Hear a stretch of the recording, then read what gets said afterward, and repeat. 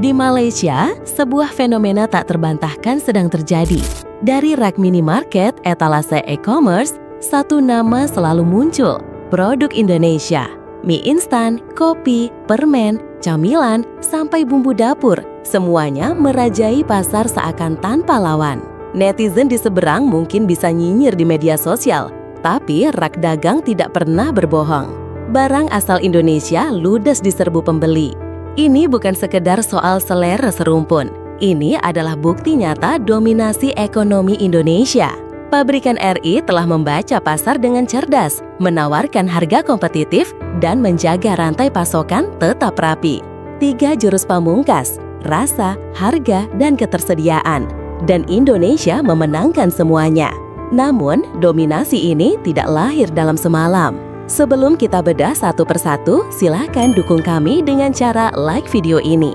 Sejak era pasar bebas ASEAN dibuka lebar, brand-brand Indonesia langsung tancap gas menembus pasar Malaysia. Mereka menyusun strategi sederhana tapi mematikan. Rasa yang akrab di lidah Melayu, kemasan modern yang menggoda mata, dan harga bersahabat bagi pekerja kota hingga mahasiswa. Inilah wajah baru serbuan senyap Indonesia. Bukan lewat konflik, bukan lewat diplomasi kaku, tapi lewat produk sehari-hari yang diam-diam merebut hati dan perut jutaan warga negeri tetangga. Ditambah dengan pabrik regional dan distributor lokal yang lincah, barang Indonesia mudah ditemukan, dari Kuala Lumpur sampai kota perbatasan. Di ranah kuliner, restoran Nusantara juga mekar di mana-mana. Nasi Padang, bakso, sate, hingga pecel lele jadi comfort food harian. Ini efek kombinasi, diaspora Indonesia yang jadi pelaku usaha, selera konsumen yang mirip, dan standar halal yang jelas. Variasi menu adaptif, pedasnya bisa disesuaikan, dan porsi ramah kantong membuat pesanan cepat meningkat. Media sosial ikut mendorong tren. Begitu satu menu viral, antrean panjang langsung terjadi di spot favorit. Brand Indonesia main rapi. Mereka rajin riset rasa lokal seperti kari, sambar, atau tom yum versi serumpun, menawarkan kemasan fleksibel, dan promosi di momentum tepat, Ramadan, musim bola, hingga promo gajian. Di sisi operasional, kerjasama dengan distributor Malaysia membuat stok jarang kosong. Kunci lain adalah sertifikasi halal dan kepatuhan label, sehingga konsumen tidak ragu, retailer nyaman, dan regulasi dilalui tanpa drama. Indonesia berhasil memanfaatkan kedekatan budaya dan selera serumpun untuk menembus pasar lebih mudah dibanding brand barat atau Tiongkok. Faktor bahasa, cita rasa, hingga strategi marketing yang relevan dengan gaya hidup Malaysia membuat produk RI punya daya saing kuat tanpa perlu adaptasi ekstrim. Ini keunggulan alami yang jarang diperhitungkan. Dari sisi ekonomi, ekspor makanan dan minuman olahan Indonesia ke Malaysia terus naik. Data Badan Pusat Statistik menunjukkan tren pertumbuhan signifikan. Beberapa kategori bahkan jadi penyumbang devisa penting. Pemandangan di rak-rak retail modern kini punya cerita baru. Hampir di setiap supermarket besar, minimarket populer, bahkan toko online, produk Indonesia jadi primadona. Menariknya, retailer di sana senang menampung produk RI karena demand tinggi, pembeli banyak, dan perputaran barang cepat. Ini simbiosis yang saling menguntungkan. Brand Indonesia meraup keuntungan besar, sementara retailer Malaysia ikut kecipratan cuan dari penjualan tinggi. Fenomena ini diam-diam menggeser peta persaingan di Asia Tenggara. Posisi Indonesia mulai diperhitungkan bukan hanya sebagai pasar, tapi sebagai kekuatan baru di rantai pasok regional. Bagi Indonesia, kondisi ini sangat strategis. Semakin kuat produk Indonesia bertahan di pasar Malaysia, semakin besar bargaining power di tingkat ASEAN. Kalau dulu dalam banyak isu perdagangan kita sering merasa posisinya berat sebelah, kini kartunya jauh lebih seimbang. Dominasi produk konsumen bahkan bisa jadi senjata halus untuk memperkuat posisi diplomasi ekonomi Indonesia. Bayangkan, ketika ada negosiasi lain, mulai dari isu tenaga kerja, investasi, hingga kebijakan perdagangan, Indonesia tidak lagi datang sebagai pihak lemah. Kita punya kartu truth, produk yang dibutuhkan, dicari, dan laku keras di pasar tetangga. Ini artinya ekonomi rakyat dan diplomasi negara berjalan beriringan. Dampaknya langsung terasa di tanah air. UMKM makanan dan minuman yang produknya menembus Malaysia otomatis mendapat pasar baru.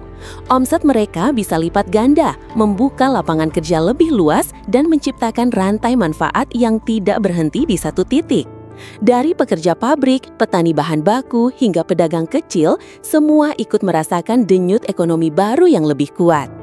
Jadi, dominasi produk Indonesia di Malaysia bukan sekedar cerita dagang, tapi kisah tentang bagaimana sebuah bangsa mengubah barang sehari-hari menjadi alat diplomasi sekaligus simbol kebangkitan ekonomi regional.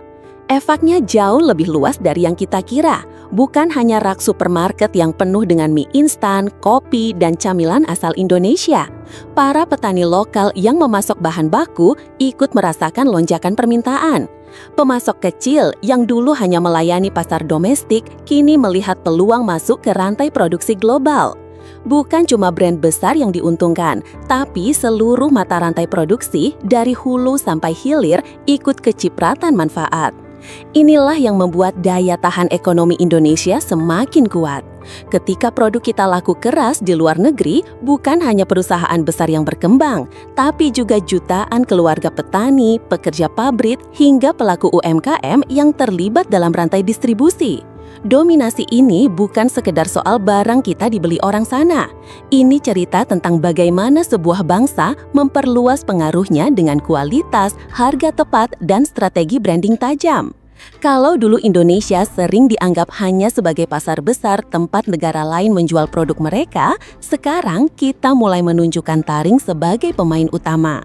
Fenomena ini bukan hanya soal perdagangan, tapi simbol kebangkitan ekonomi baru di Asia Tenggara. Sebuah pergeseran dari bangsa yang dipandang sebagai konsumen menjadi bangsa yang percaya diri, mampu mengekspor budaya, rasa, dan produk ke negeri tetangga.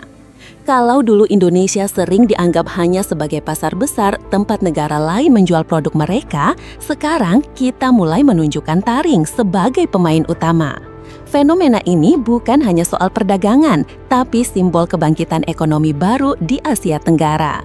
Sebuah pergeseran dari bangsa yang dipandang sebagai konsumen menjadi bangsa yang percaya diri, mampu mengekspor budaya, rasa, dan produk ke negeri tetangga. Dan inilah yang paling menarik. Tren ini baru saja dimulai. Semakin jauh produk kita menembus pasar luar negeri, semakin besar peluang Indonesia untuk menancapkan pengaruh ekonominya. Tidak lagi sekedar pengikut, tapi menjadi penentu arah permainan di kawasan. Sejak dulu rak-rak supermarket kita penuh barang impor, seolah kita hanya jadi pasar yang diserbu. Tapi sekarang cerita itu mulai berbalik. Kali ini giliran kita yang menguasai rak-rak supermarket mereka. Produk Indonesia, dari makanan ringan, kopi, hingga kebutuhan sehari-hari, pelan tapi pasti mengambil alih. Dan percayalah, ini baru permulaan. Bayangkan kalau tren ini terus berlanjut, dominasi produk Indonesia tidak hanya berhenti di Malaysia, tapi bisa melebar ke seluruh kawasan ASEAN, bahkan menembus pasar internasional yang lebih besar. Setiap bungkus mie instan, setiap botol kopi, setiap camilan kecil yang laku di luar negeri bukan hanya soal selera, tapi tentang pengaruh ekonomi, identitas bangsa, dan kebanggaan nasional. Tapi ingat, ini bukan hanya tanggung jawab pabrikan atau pemerintah. Kita sebagai konsumen dan generasi muda juga punya peran penting. Jangan cuma jadi penonton, mulailah mendukung produk lokal, banggakan brand Indonesia, dan dorong pemerintah agar terus membuka jalan ekspor ke pasar global. Semakin banyak produk kita yang tembus ke luar negeri, semakin besar dampaknya terhadap ekonomi nasional, terciptanya lapangan kerja baru, hingga meningkatkan citra Indonesia di mata dunia. Ini bukan lagi sekedar soal jual beli barang. Ini tentang siapa yang menguasai pasar, siapa yang mampu mencetak sejarah, dan siapa yang berani menunjukkan jati dirinya di panggung internasional. Dan saat ini, semua tanda menunjukkan giliran Indonesia yang bersinar. Pada akhirnya, fenomena dominasi produk Indonesia di Malaysia bukan sekedar persoalan rak-rak supermarket yang penuh dengan mie instan, kopi, dan camilan asal Nusantara. Lebih dari itu, ini adalah cermin dari perubahan besar dalam peta ekonomi regional. Indonesia perlahan tapi pasti telah membuktikan dirinya bukan hanya sebagai konsumen yang pasif, melainkan produsen tangguh yang mampu menembus batas negara dan memikat selera bangsa lain. Setiap produk yang ludas di pasaran seolah berbicara. Inilah wajah baru Indonesia, bangsa yang semakin percaya diri menunjukkan taring ekonominya. Apa yang kita saksikan hari ini adalah sebuah proses panjang. Dari para petani yang menanam bahan baku, pekerja pabrik yang menjaga kualitas produksi, UMKM yang kreatif berinovasi, hingga pabrikan besar yang berani menembus pasar regional, semua menjadi bagian dari cerita yang sama. Mereka bukan hanya menjual barang, tetapi juga menjual identitas, rasa, dan kebanggaan bangsa. Dan keberhasilan ini tidak hanya mencetak angka ekspor, melainkan membuka lapangan kerja, menggerakkan rantai pasok, serta meningkatkan daya tawar Indonesia di meja perundingan ASEAN maupun forum internasional.